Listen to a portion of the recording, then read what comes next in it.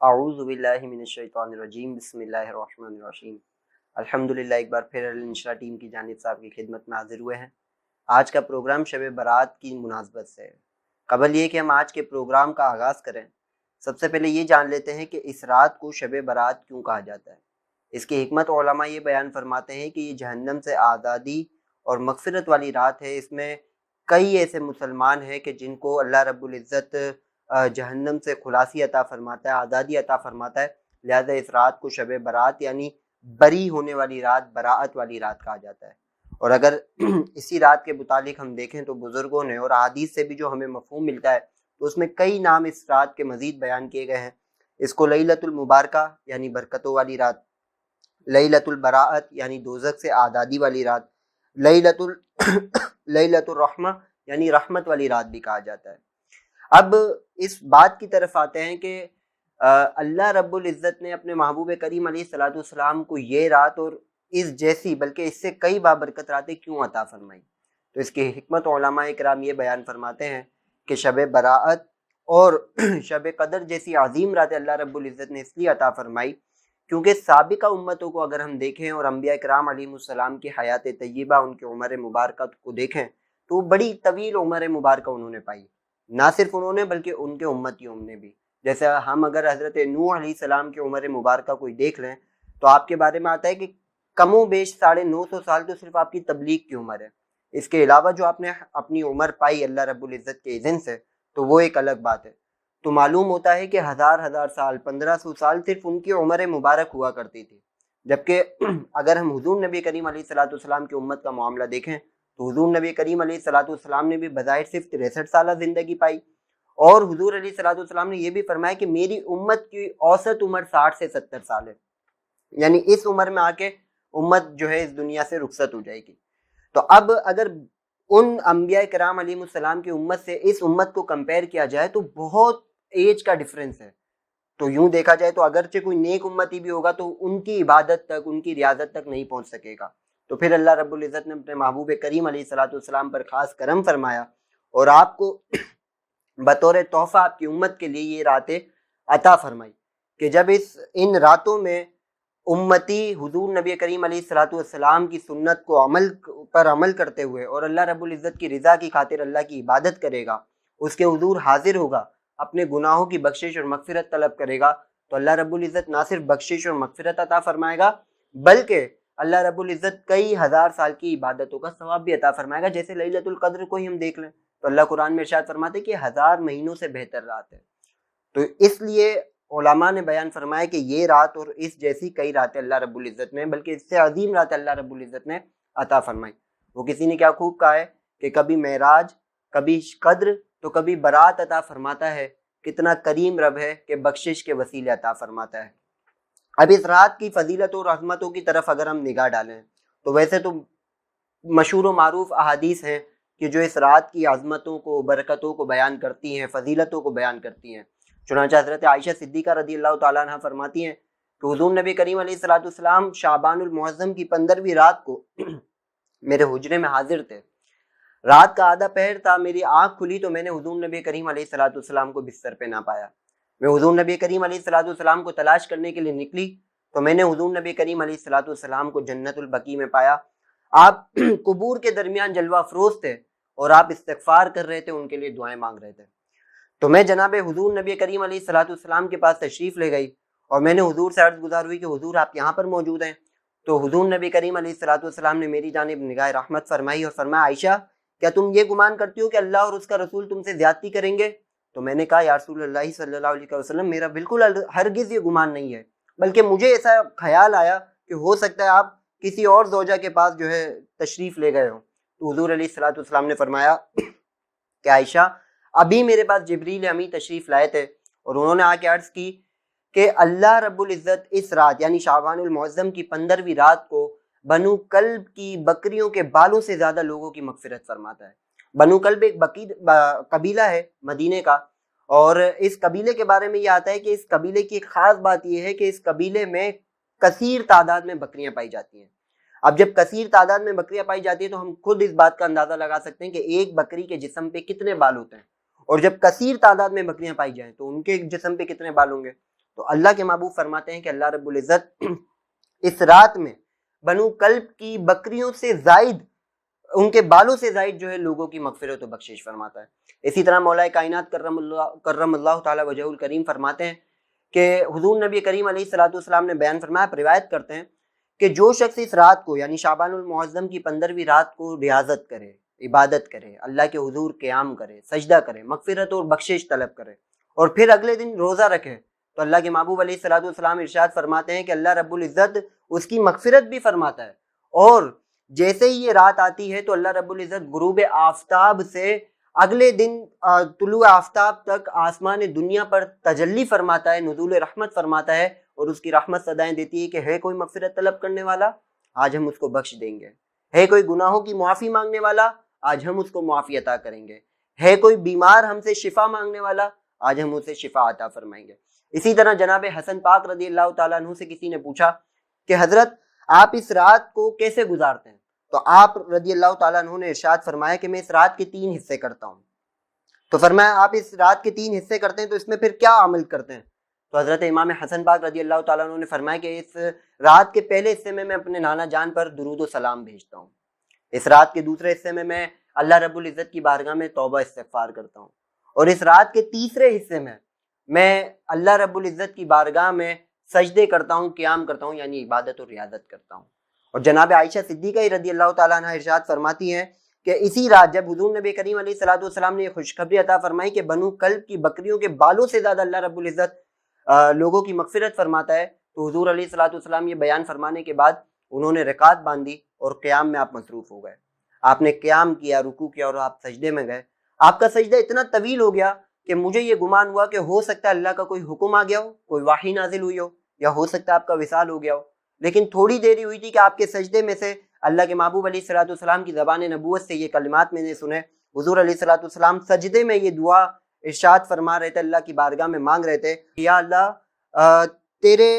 عفو کے ساتھ تیرے عذاب سے پناہ چاہتا ہوں۔ اسی طرح اللہ کے محبوب علیہ الصلوۃ والسلام نے ارشاد فرمایا، تیری رضا کے ساتھ تیرے غضب سے پناہ چاہتا ہوں، اور تیرے کرم کے ساتھ تیری ناراضگی سے پناہ چاہتا ہوں۔ پھر اللہ کے محبوب علیہ الصلوۃ والسلام نے فرمایا کہ یا اللہ میں کما حقہ تیری تعریف نہیں بیان کر سکتا، لا احصی ثناء علیک انت کما اثنیت علی نفسک، کہ مولا میں تیری تعریف کما حقہ بیان نہیں کر سکتا ویسی تعریف جیسی تو نے اپنی ذات کے لیے بیان فرمائی ہے۔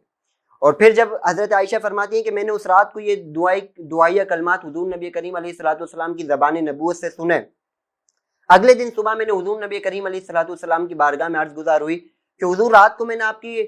زبان نبوت سے یہ کلمات سنے تھے، تو حضور علیہ الصلوۃ والسلام نے فرمایا کہ عائشہ ان کلمات کو خود بھی یاد کرو، اور امت کو ان کلمات کی تلقین بھی کرو، ان کلمات کو یاد کرنے کا کہو، یعنی ان کلمات میں کتنی برکت ہے۔ اگرچہ اس کی عربک ہمیں نہ بھی آئے تو کم از کم اس کا مفہوم اگر ہم پڑھ لیں تو حضور علیہ الصلوۃ والسلام کی سنت پر عمل بھی ہو جائے گا، اور اتنے خوبصورت کلمات ہیں کہ چونکہ حضور کی زبان نبوت سے نکلے تو اس کی برکتیں بھی ہمیں حاصل ہوں گی۔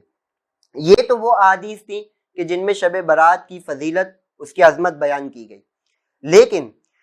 جہاں اس رات اللہ رب العزت کئی لوگوں کی مغفرت فرماتا ہے، بخشش فرماتا ہے، کتنا ہی گناہ گار ہو اللہ رب العزت اس کی مغفرت فرماتا ہے، بخشش فرماتا ہے، وہیں حضور نبی کریم علیہ الصلوۃ والسلام نے اس رات میں چند ایک ایسے لوگوں کا بھی ذکر فرمایا کہ جن کی اس رات میں بھی مغفرت نہیں ہوتی، جن کی جانب اللہ رب العزت اس رات میں بھی نگاہ رحمت نہیں فرماتا۔ کون ہیں یہ لوگ؟ اللہ کے محبوب علیہ الصلوۃ والسلام نے فرمایا کہ اس رات میں کئی گناہ گاروں کی اللہ پاک مغفرت فرماتا ہے، لیکن چند ایک ایسے لوگ ہیں کہ جن کی جانب اللہ رب العزت اس عظیم رات میں بھی نگاہ رحمت نہیں فرماتا۔ حضور نے فرمایا کہ پہلا شخص مشرک ہے جو اللہ رب العزت کی ذات و صفات کے ساتھ کسی کو شریک ٹھہرائے۔ یہ سب سے بڑا گناہ ہے کبیرہ ہے کہ اگر کوئی شخص ایمان کی حالت میں چلا جائے، اس نے شرک نہ کیا ہو، اگرچہ بڑے بڑے گناہ کیے ہوں، اللہ رب العزت اس کو اپنی رحمت کے طفیل، ہو سکتا ہے کہ وہ اپنے گناہوں کا جو ہے وہ سزا کاٹ کر بھی جنت میں جائے، لیکن آخر میں جنت میں ضرور جائے گا۔ لیکن شرک ایک ایسا گناہ ہے کہ جس کی سزا دائمی طور پہ جہنم ہے، اور جہنم کا نچلا درجہ ہے، اس کی کوئی معافی نہیں ہے۔ پھر اللہ کے محبوب علیہ الصلوۃ والسلام نے فرمایا کہ دوسرا وہ شخص جو اپنے ماں باپ کی نافرمانی کرتا ہے۔ حضور علیہ الصلوۃ والسلام نے فرمایا تیسرا وہ شخص جو شراب کا عادی ہو۔ حضور علیہ الصلوۃ والسلام نے فرمایا چوتھا وہ شخص کہ جو قطع تعلق کرتا ہے، اپنے رشتہ داروں سے، بھائی بہنوں سے، عزیز و اقربا سے، دوست و احباب سے وہ تعلق کو توڑتا ہے، ان پر صلہ رحمی نہیں کرتا۔ اسی طرح حضور نبی کریم علیہ الصلوۃ والسلام نے ارشاد فرمایا کہ ایک وہ شخص کہ جو تکبر کے باعث اپنے پائنچوں کو لٹکاتا ہے، تو حضور نبی کریم علیہ الصلوۃ والسلام گویا بیان فرما رہے ہیں کہ جہاں اس عظیم رات میں اللہ رب العزت کئی گناہ گاروں کی مغفرت فرماتا ہے، بنو کلب کی بکریوں کے بالوں سے زیادہ، وہاں پر چند ایک ایسے بھی لوگ ہیں جن کو ہم اگر یہ کہا جائے کہ بد نصیب ہیں تو غلط نہ ہوگا کہ ان کی جانب اللہ رب العزت اس رات میں بھی نگاہ رحمت نہیں فرماتا۔ لہٰذا ہمیں اپنے اعمال پر غور کرنا چاہیے کہ اتنی عظیم رات اللہ رب العزت نے اپنے محبوب کو عطا فرمائی، امتیوں کے لیے عطا فرمائی، ورنہ حضور نبی کریم علیہ الصلوۃ والسلام کو ان راتوں کا کیا مطلب اس کی نیڈ تھی، کیا ضرورت تھی؟ حضور نبی کریم علیہ الصلوۃ والسلام تو وجہ تخلیق کائنات ہیں، اس کائنات میں سب سے مبارک شخصیت ہے، سب سے افضلیت والے شخصیت ہے، لیکن آپ کی امت کے لیے یہ راتیں عطا فرمائی کہ سابقہ امتیوں نے اگرچہ طویل عمریں پائی اور ان عمروں کو ضائع نہیں کیا، اس میں راتوں کو قیام کیا، اللہ کی عبادت کی، دن میں صدقہ خیرات کیا، روزے رکھے اور لوگوں کی خیر خواہی کی، لیکن اس امت کی عمر چونکہ چھوٹی تھی، قلیل عمر کے سبب اللہ رب العزت نے ان راتوں کو عطا فرمایا، ایسے عظیم الشان دن عطا فرمائے کہ جس میں اگر امت مخلصی کے ساتھ اللہ رب العزت کی بارگاہ میں آ جائے، عبادت کر لے، اپنے سر کو جھکا دے، عاجزی اور انکساری کے ساتھ پیش ہو جائے، تو اللہ رب العزت اس رات میں اور ان جیسے عظیم دنوں میں اللہ رب العزت ان گناہ گاروں کی مغفرت فرمائے گا۔ علماء بیان فرماتے ہیں کہ اللہ رب العزت کا ایک صفاتی نام ہے یا عزیز، یعنی بہت زیادہ عزت والا، لیکن اس کے باوجود بھی کریم،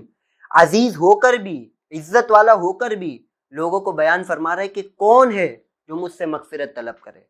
کون ہے جو آج کی رات مجھ سے بخشش طلب کرے، کون ہے جو آج کی رات مجھ سے شفا مانگے، میں اس کو ہر چیز عطا کروں گا۔ آپ اگر ہم دنیاوی ایک مثال دیکھیں صرف سمجھنے کے لیے، تو بہت اگر قریبی دوست کی شادی ہو رہی ہو یا اس کے بچے، اس کی اولاد میں سے کسی کی شادی ہو رہی ہو اور وہ ہمیں کارڈ واٹس ایپ کر دے، وہ ہمیں سرسری فون پر کہہ دے، تو برا لگتا ہے یا نہیں؟ آج کل کے معاشرے میں تو یہ بھی کہا جاتا ہے کہ یار ہم اس کے پاس نہیں جائیں گے، اس کی شادی میں، اس کے ایونٹ میں، بھائی کیوں شرکت نہیں کریں گے؟ دعوت تو دی ہے، بھائی دعوت دی ہے، لیکن اس سے ایسی امید نہیں تھی، اس سے ایسی ایکسپیکٹیشنز نہیں تھی، اس سے یہ ایکسپیکٹ تھا کہ یہ گھر پر آئے گا، ہمیں گھر آ کے انویٹیشن دے گا۔ یعنی انسان عاجز اور انکساری محتاج ہونے کے باوجود بھی اس بات کی ایکسپیکٹیشنز لگاتا ہے کہ لوگ ہمیں عزت دیں، اور اللہ رب العزت جو عزیز ہے، جو بہت زیادہ عزت والا ہے، کہ جس کی جانب ہمیں چل کر جانا چاہیے، وہ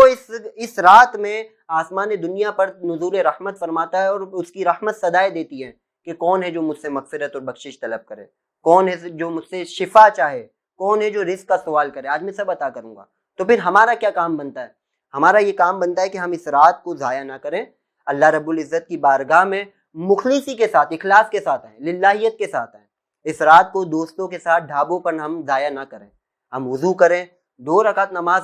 جو ہے نفل ادا کریں، اور اللہ رب العزت کی بارگاہ میں ندامت اور شرمندگی کے ساتھ اپنے آنسو بہائے۔ وہ سمندروں کا مالک ہے، لیکن ندامت اور شرمندگی والا صرف ایک آنسو چاہتا ہے۔ جب وہ ایک آنسو نکل جائے اور کوئی شخص سچے دل سے توبہ کر لے، تو پھر وہ کریم پروردگار ہے، وہ ذات ہے کہ جو 99 قتل والے کو معاف کر دے، وہ ذات ہے کہ جو صرف ایک فاحشہ عورت کو اس لیے معاف کر دے کہ وہ کتے کو پانی پلا دے، تو وہ ذات ہے کہ جو بڑے بڑے گناہ گاروں کو معاف کر دے۔ تو پھر ہم اگر اپنے گناہوں کا اللہ رب العزت کی بارگاہ میں اقرار کر دیں تو ہمیں کیوں نہ معاف کرے۔ حضرت شیخ غوث العظم فرماتے ہیں اس رات کے بارے میں کہ شب برات فیصلے، قضا، قہر اور رضا، قبول اور رد کی رات ہے۔ اسی طرح فرماتے ہیں کہ یہ وہ رات ہے کہ جس میں سعادت و شقاوت اور پرہیزگاری کی رات ہے، کوئی شخص اس میں نیک بختی حاصل کرتا ہے، اور مزید فرماتے ہیں کہ کوئی مردود ہو جاتا ہے۔ اسی طرح فرماتے ہیں کہ ایک ثواب پاتا ہے اور دوسرا ذلیل ہو جاتا ہے۔ اسی طرح بیان فرماتے ہیں کہ ایک معزز اور مکرم ہو جاتا ہے، جبکہ دوسرا اللہ رب العزت کی بارگاہ سے درگور کر دیا جاتا ہے، محروم ہو جاتا ہے۔ بیان فرماتے ہیں کہ ایک شخص کو اجر دیا جاتا ہے، جبکہ دوسرے کو گناہ دیا جاتا ہے۔ اسی طرح بیان فرماتے ہیں کہ کتنے ہی لوگوں کا کفن دھویا جا رہا ہوتا ہے اور ان کو پتہ بھی نہیں ہوتا، وہ بازاروں میں مشغول ہوتے ہیں۔ اسی طرح بیان فرماتے ہیں کہ کتنی قبریں کھودی جا رہی ہیں، لیکن قبر میں دفن ہونے والا اپنی بے خبری میں لگا ہوا ہے، دنیا کی رنگینیوں میں ڈوبا ہوا ہے۔ اسی طرح بیان فرماتے ہیں کہ کوئی شخص خوش ہو رہا ہوتا ہے، وہ اللہ رب العزت کی بارگاہ میں جو ہے وہ یہ التجا رکھتا ہے کہ اس کو جو ہے بشارت ملے، خوشخبری ملے، اللہ کا قرب حاصل ہو، لیکن وہ چند ایک ایسے گناہوں میں مصروف ہوتا ہے کہ جس کے سبب اللہ رب العزت اس کو ناپسند فرماتا ہے اور اس کو اپنی رحمت سے دور کرتا ہے۔ یعنی اس پورے کلام کا خلاصہ یہ ہے کہ ہم اپنے ذوم میں یہ سمجھتے ہیں چند ایک عبادت کر کے، چند ایک نوافل پڑھ کے، اور الحمدللہ ہمارے یہاں پر نوافل کا بھی اہتمام کیا جاتا ہے، دعا کا بھی اہتمام کیا جاتا ہے، ذکر و اذکار کا بھی کیا جاتا ہے، اور اس کی انٹینشن کیا ہوتی ہے سب حدیث سے ہی ثابت، قرآن و حدیث سے اصل سب ملتی ہے اس کی، لیکن انٹینشن کیا ہوتی ہے کہ اللہ کا قرب پائیں، اللہ رب العزت کی رضا پائیں، اس کی رحمت کے قریب ہوں۔ لیکن ہماری زندگیوں میں چند کئی ایسے ہم گناہ کر رہے ہوتے ہیں کہ جس کے سبب ہم رحمت کے قریب نہیں ہوتے بلکہ اللہ رب العزت سے دور ہو رہے ہوتے ہیں، اللہ رب العزت کی رضا کو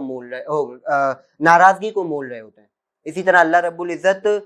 سے ہم یہ طلب کرتے ہیں کہ ہمیں جنت ملے، لیکن حضور غوث پاک فرماتے ہیں کہ وہ جہنم کے نچلے درجوں میں چلا جاتا ہے، اسے عذاب دیا جاتا ہے۔ لہذا ہمیں اپنے اعمال پر غور کرنا چاہیے کہ اللہ نے تو اپنے محبوب کو امتیوں کے لیے ایسی عظیم رات عطا فرمائی کہ اس میں لوگ آئیں پشیمانی کے ساتھ، ندامت کے ساتھ، شرمندگی کے ساتھ، لیکن حضور نبی کریم علیہ الصلوۃ والسلام نے کہیں پر ایکسیپشنل بھی کر دیا کہ کچھ لوگ ایسے ہیں کہ جن کی جانب اللہ رب العزت اس رات میں بھی نگاہ رحمت نہیں فرماتا۔ اللہ کریم سے دعا ہے کہ اللہ کریم ہمیں اس عظیم رات کی برکتیں، عظمتیں لوٹنے کی توفیق عطا فرمائے، اور اس رات ہمارا بھی نام اس لسٹ میں شامل فرمائے جن کی اللہ رب العزت اس رات میں مغفرت و بخشش فرمائے گا۔ آمین بجاہ النبی الامین۔